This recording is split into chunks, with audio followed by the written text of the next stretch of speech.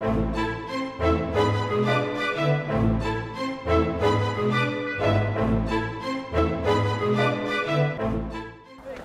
le discours, c'est ça? Ouais, je pense que je vais y arriver. Okay. L'aspect aussi théâtral des négociations, c'est qu'ils arrivent en costard, où ils arrivent avec le costume traditionnel de leur pays, ce qui permet de rentrer vachement dans le jeu de rôle et d'être très dans le réalisme aussi quelque part, même si c'est un jeu. Donc c'est l'aspect ludique de eux qui se mettent dans la peau des diplomates, c'est ça qui fait le succès d'un tel événement. Madame la vice-présidente. Madame la secrétaire générale. Honorables délégués, honorables représentants de la société civile et de la presse, bonjour à tous. Ils sont tous volontaires, ce sont des établissements de nature très différente puisqu'on a des lycées généraux et technologiques et puis on a aussi un lycée professionnel. En fait, l'ambition derrière ce projet-là, c'était d'éveiller les élèves en fait, à la conscience en fait, de tous les enjeux qu'il y avait derrière le réchauffement climatique et la lutte contre ce bouleversement. On a appris beaucoup par le travail en équipe parce que ça nous a véritablement obligés à travailler en équipe de manière beaucoup plus constructive et poussée que le travail qu'on peut mener.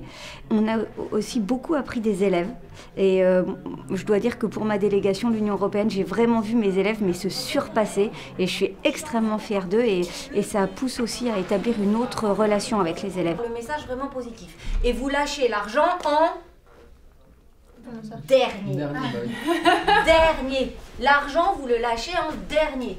Les Maldives sont une terre, faut pas oublier, située sur la carte et je pense qu'il est hors de question de penser qu'une terre disparaisse de cette carte parce qu'on a discuté ou parce qu'on n'est pas d'accord sur un taux de pourcentage. 50%, c'est primordial. L'Union européenne tient à préciser que, bien sûr, aucun pays ou île ou ville ou peu importe ne sera rayé de la carte. 25% en adaptation, c'est déjà énorme.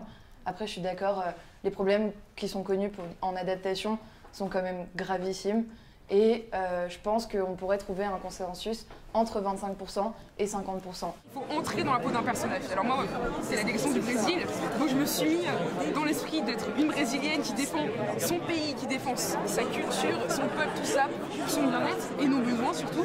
Et je me suis mis salée, ça a coulé sur l'eau, j'étais très à l'aise, j'ai parlé librement avec mes collègues qui étaient très sérieux aussi, les délégations on était très sérieux.